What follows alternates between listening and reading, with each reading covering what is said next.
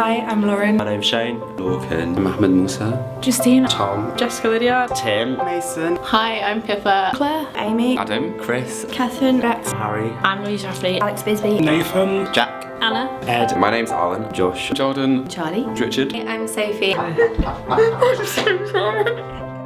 I realised quite late, I imagine. I was like 13, maybe 14. I remember reading a magazine when I was really quite young about bisexuality, and it just made an awful lot of sense to me.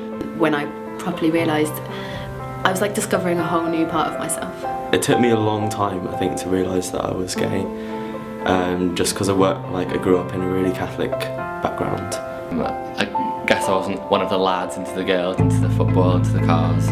My parents were always like, oh, when are you going to get a boyfriend, you know? It's like, well, never. And then someone asked me, are you a lesbian? And I said, no! And then I ran away. I knew I wasn't straight, but I couldn't quite sort of define the feelings that I had for girls as well. It was kind of very gradual, like you realise that boy's hot, but that girl's hot, and maybe she's actually hotter.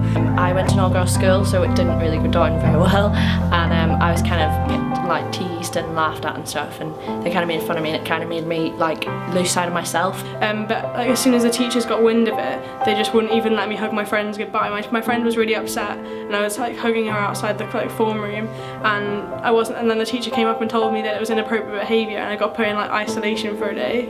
It's just not cool. The teachers just didn't even respect it at all.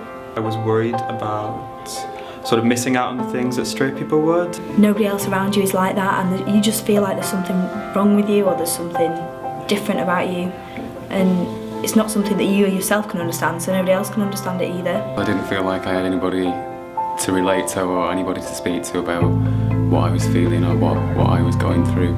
I had no gay friends, I had no sort of role models to look up to, anyone who was like me. Sadly, I did turn to self-harm to try and make myself feel better. That sounds really, really weird, but just to try and deal with the thoughts and the depression of being bullied. I was very religious, and it caused me a very bad crisis. I even went into depression for 1 year.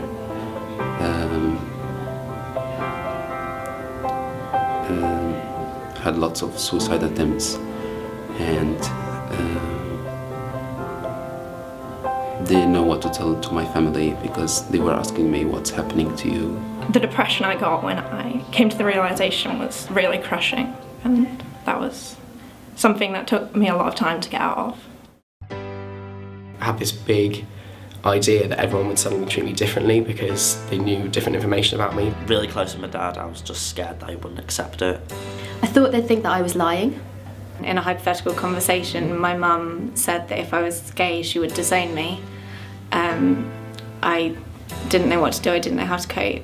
I couldn't tell my friends, so I sort of had to tell one of my best friends by basically saying to her, you know how we've always been a little bit like Will and Grace? We're now a little bit more like Will and Grace. First person I told was my friend on a school trip, and he didn't believe me. He thought I was trying to be trendy. My boyfriend at the time said, I think I need to do something to help you, and he had a big walk-in cupboard, and he just led me inside, pushed the door to, and then he said, you've got to come out the closet now.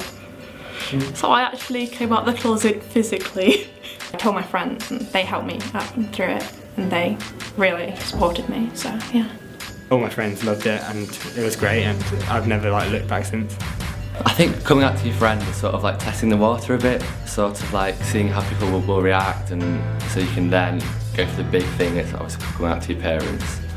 Very, very nervous, sort of a lot of hyperventilation, but they very much surprised me. I told them, and there was lots of crying, but all round, but everything was absolutely fine. I came out to my dad drunk over dinner, which I wouldn't particularly recommend, but he was fine with it as well.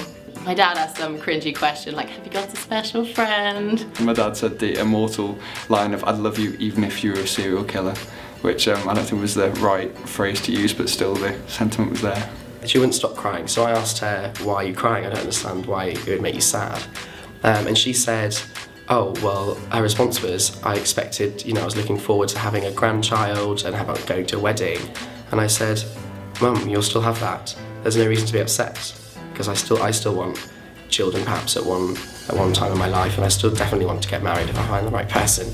I only actually told my parents a couple of weeks ago, and it actually went really well. Like, it went so much better than I thought it was going to go. I don't presume that they would judge you necessarily because they love you, so yeah. It really wasn't a problem at all, and she just wanted me to be happy. If I didn't come out, I wouldn't be in love right now. I wouldn't have the confidence to be in a band without coming out and being true who I was. I'd have missed just being me. I met a lot of amazing people, made a lot of amazing friends. There is a community which it's so lovely to be a part of. Like, I've got a much more honest relationship with my mum now, and I wouldn't have that otherwise. It's one of the best things that I've ever done, really. Coming to terms with it and sort of coming out, because I feel, I just feel accepted, and it's a nice feeling. When you're particularly at school, you're in such a closed environment, and everything that's bad about it is just so much more amplified, but you get out into the world and you meet so many more people. You don't have to tell anyone if you don't feel ready or you feel like it could be dangerous to you. You don't have to tell people, you just have to feel that you accept it.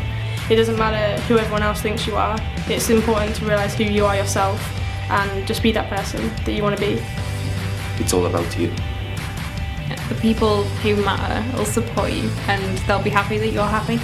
If they're your true friend, then they will stick by you. Don't give up. Don't hide anymore, just be yourself. And the rest will follow. It gets better. It gets better. It gets better. It gets better. It gets better. It gets better. It gets better. It gets better. It gets better. Don't laugh.